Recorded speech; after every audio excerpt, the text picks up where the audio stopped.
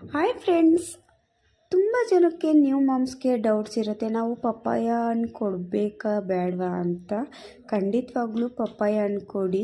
ಯಾಕೆ ಅಂದರೆ ಮಕ್ಕಳಿಗೆ ಕಾನ್ಸ್ಟಿಪ್ಯೂಷನ್ಸ್ ಪ್ರಾಬ್ಲಮ್ಸ್ ಇತ್ತು, ನಮ್ಮ ಮಗು ಮೋಷನ್ ಮಾಡ್ತಾ ಇಲ್ಲ ಅನ್ನೋರು ತುಂಬ ಜನ ಇರ್ತಾರೆ ಮಾಮ್ಸ್. ಅವಾಗ ಏನು ಮಾಡಬೇಕು ಅನ್ನೋದು ತುಂಬ ಕನ್ಫ್ಯೂಷನ್ಸ್ ಇರುತ್ತೆ. ಸೊ ನೀವು ಪಪ್ಪಾಯ ಹಣ್ಣು ಕೊಡಿ. ಯಾಕೆ ಅಂದರೆ ಪಪ್ಪಾಯ ಹಣ್ಣಲ್ಲಿ ವಿಟಮಿನ್ ಸಿ ಇರೋದ್ರಿಂದ ಮಕ್ಕಳು ತುಂಬ ಚೆನ್ನಾಗಿ ಸ್ಕಿನ್ನು ಕೂಡ ಗ್ಲೋ ಬರುತ್ತೆ. ಹಾಗೆಯೇ ಮಕ್ಕಳಲ್ಲಿ ಜೀರ್ಣಕ್ರಿಯೆ ಆಗ್ತಾ ಇಲ್ಲ ಅಂದರೆ ನೀವು ಪಪ್ಪಾಯ ಹಣ್ಣು ಕೊಡೋದ್ರಿಂದ ಮಕ್ಕಳು ತುಂಬ ಚೆನ್ನಾಗಿ ಜೀರ್ಣ ಆಗುತ್ತೆ. ಹಾಗೆಯೇ ಪಪ್ಪಾಯ ಹಣ್ಣು ಕೊಟ್ಟಾದಮೇಲೆ 2 hours 3 hours ಚೆನ್ನಾಗಿ ಮೋಷನ್ನು ಕೂಡ ಮಾಡ್ತಾರೆ.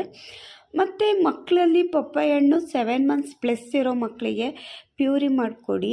11 months ಪ್ಲಸ್ ಇರೋ ಮಕ್ಕಳಿಗೆ, ಟೀತ್ ಆಲ್ರೆಡಿ ಬಂದಿರೋ ಮಕ್ಕಳಿಗೆ ಪುಟ್ಟಾಗಿ ಕಟ್ ಮಾಡಿಬಿಟ್ಟು ಕೊಡಿ, ಮಕ್ಕಳು ತಿಂತಾರೆ. ಸೊ ನೋಡಿ, ನಮ್ಮನೆ ಪಾಪುಗೂ ಅಷ್ಟೇ ನಾವು ಈ ರೀತಿ ವೀಕ್ಲಿ 3 days ಕೊಡ್ತೀವಿ. ಯಾರೆಲ್ಲ ನನ್ನ ಪೇಜ್ ಫಾಲೋ ಮಾಡ್ತಾ ಇಲ್ಲ ದಯವಿಟ್ಟು ಫಾಲೋ ಮಾಡಿ. ಇದೇ ರೀತಿ ವೀಡಿಯೋಸ್ ನಿಮಗೆ ಸಿಗ್ತವೆ.